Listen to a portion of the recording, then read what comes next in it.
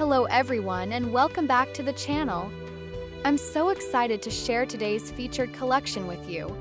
In today's video, I'll be showcasing a full overview of U.S. Aerogramme Issues, a unique blend of letter and postage that once revolutionized international airmail. We'll explore their origins, designs, historical significance, and why they remain such an intriguing chapter in American postal history. From the first issue in 1947 to their eventual phase-out, this is your complete guide to U.S. aerogrammes. For more details or to make a purchase, please visit our website, DreamTrophy.net. If you enjoyed content like this and would like to support our work, consider making a donation via the link in the description. Every contribution truly helps us grow and create more videos for you. To stay up to date with new content, don't forget to subscribe, like, share, and click the bell icon to get notified as soon as we upload. You can also follow us on Facebook, Instagram, TikTok, Pinterest, and Etsy for even more stamp content. As a special thank you, all subscribers who turn on notifications and make a purchase through our channel will receive 10% off by using the promo code DISCOUNT10. Aerogramme Issues, a lightweight revolution in U.S. postal history. Aerogrammes are one of the most fascinating yet often overlooked innovations in American postal history. While they may appear simple at first glance, just a sheet of lightweight blue paper, these foldable wonders carried messages across oceans during a transformative time in global communication. First introduced by the United States in 1947, aerogrammes combined innovation, practicality, and diplomacy into a single piece of postal stationery. But their journey is international, spanning continents, wars, and changing technologies. Their core, aerogrammes are not just stamps and not quite letters, they're a hybrid of both. A self-contained sheet pre-printed with an airmail indicium, usually a stylized image and a postage denomination, each aerogramme was designed to be folded, sealed without glue, and mailed directly. No envelopes, no enclosures. The message had to be concise enough to fit on one sheet. This simplicity was the key to their affordability and speed. Global origins. The idea didn't originate in the U.S.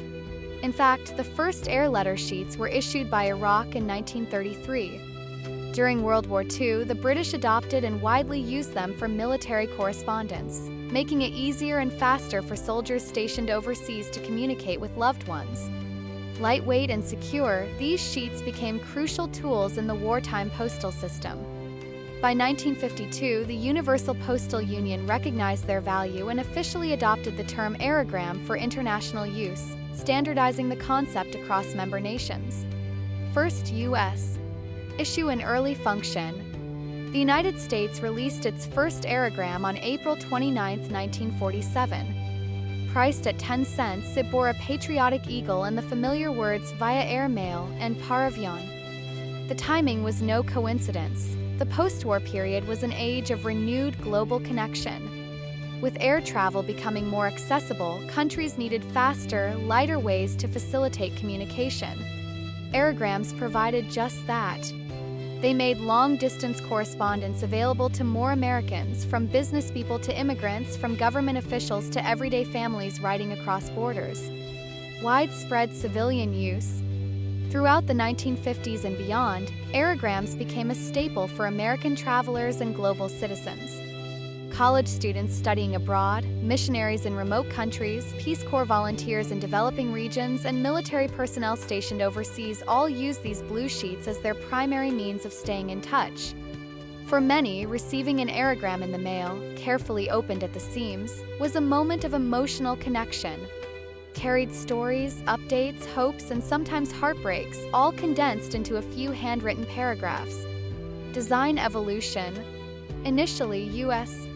aerogrammes featured minimal design, solid color paper with printed instructions, and an indicium.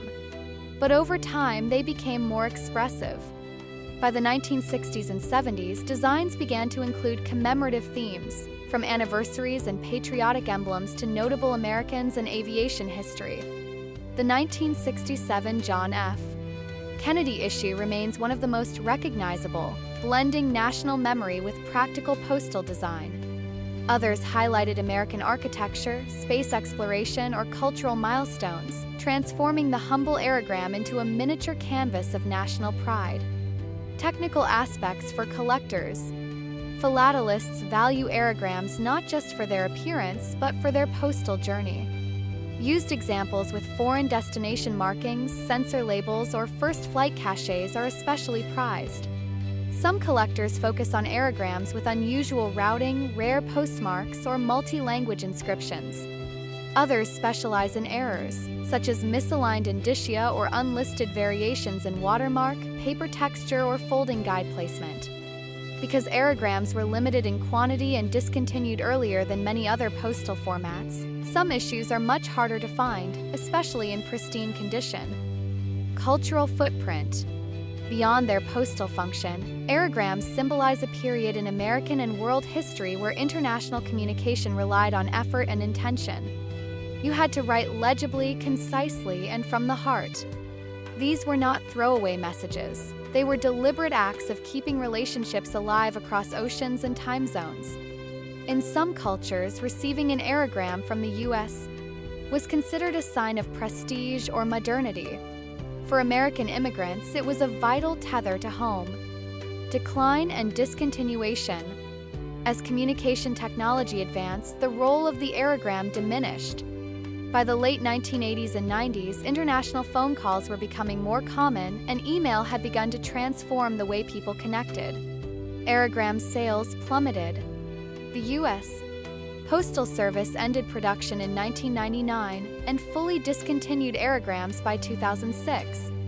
What was once a staple of cross-border communication quietly vanished, replaced by instant messaging and digital correspondence. Collector's insight.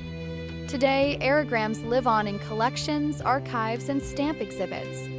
They offer a tactile link to a time when correspondence was slower but often more meaningful. Holding a used aerogramme, creased, sealed, and stamped, is like holding a snapshot of someone's personal history. It's a reminder of when distance was vast and every word mattered. Final pause, reflection, and invitation. Aerogrammes may be small, but they tell a big story, one of innovation, connection, and quiet endurance. Whether you're a collector, a historian, or just someone who loves the art of mail, these folded sheets represent a chapter of American postal history that deserves to be remembered. If you ever come across one, take a moment. Read between the folds. There's a world hidden inside. If you enjoyed this video, don't forget to hit that bell icon to get notified whenever we upload new content. Remember, for a limited time, subscribers who turn on notifications can receive that 10% discount on all items purchased through our channel. Click the link below to explore our collection and take advantage of this exclusive offer. DreamTrophy.net, and if you'd like to support the channel and help us create more videos like this, consider donating. Every bit helps and is truly appreciated. Thank you for watching. If you liked the video, please subscribe, like, and hit that bell icon to stay updated on our latest uploads.